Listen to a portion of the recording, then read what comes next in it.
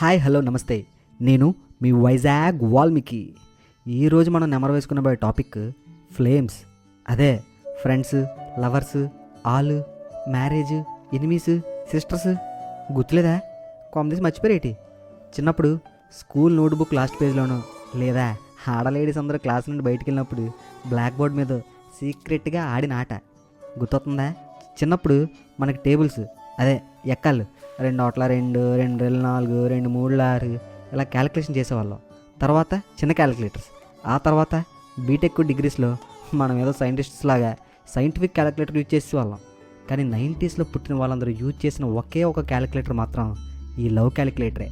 అదే ఫ్లేమ్స్. ఇప్పుడంటే ఆస్ట్రోటాక్ ఉచితంగా జ్యోతిషుడితో మాట్లాడండి, ఫ్యూచర్ తెలుసుకోండి అంటున్నారు. కానీ అప్పట్లో జస్ట్ పేర్లతో ఎవరికి ఎవరేమవుతామో, ఎవరితో పెళ్ళి అవుతుందో, ఎవరితో గొడవ అవుతుందో చెప్పేవాళ్ళం.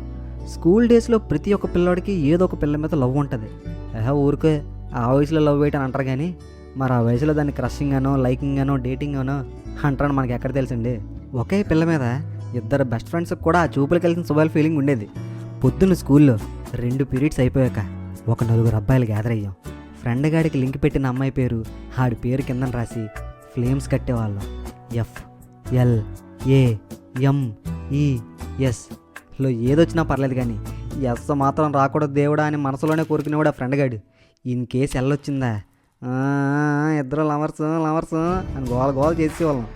ఎఫ్ వస్తే ఫస్ట్ ఫ్రెండ్స్గా ఉంటారు, తర్వాత లవ్ స్టార్ట్ అని గోల దొబ్బేవాళ్ళం. పొరపాటు నీ అమ్మ వస్తే ఇంకేమైనా ఉందా, పదరా వాళ్ళ ఇంటికి వెళ్ళి పెద్దలతో మాట్లాడేద్దాం అను. లేదా ఆ అమ్మాయి క్లాస్లోకి వస్తుంటే, బాబు నీ పిల్లం వస్తుంది చూడు, అదిగే నీ భార్య వస్తుంది అని స్టార్ట్. మరి బాబు పక్క క్లాసుడు ఎవడో నీ పిల్లంతో మాట్లాడుతున్నాడు, నేను చూసుకోరా బాబు అని వేసుకునేవాళ్ళం.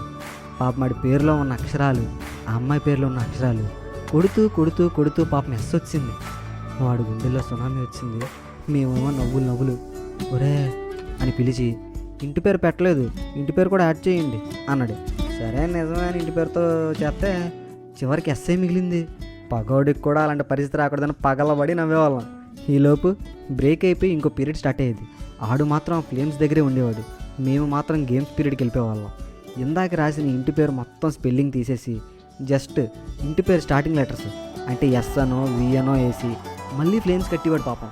అలా ఎప్పటివరకు కట్టేవాడు అనుకున్నారు? అలా మ్యారేజ్ అనో లవర్స్ అనో వచ్చేదాకా కడుతూనే ఉండేవాడు. ఇన్ కేసు ఏ వస్తే ఆల్ అన్నమాట. ఆహా, సిస్టర్ నుండి మ్యారేజ్ చేసుకునే లవ్ తర్వాత ఎనిమిస్ అయిపోతారని కమ్మదొబ్బే వాళ్ళం. హోంవర్క్ లాస్ట్ పేజ్లో ఫ్లేమ్సే ఉండేవి మొత్తం. ఇంట్లో చూస్తారేమని ఫుల్గా పెనతో రుద్దేసి చిందించే వాళ్ళం రక్తం. ఇలా ఫ్లేమ్స్ కడుతూ కడుతూ క్లాస్ టీచర్లకు కూడా దొరికిపోయాం ఎన్నోసార్లు. ఆ రోజులు మీకు కూడా గుర్తున్నాయా?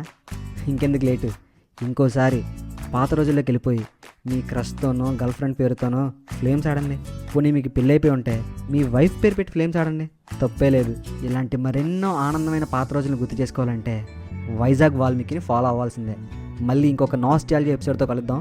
అంటిల్ దెన్, మీ వైజాగ్ వాల్మీకి.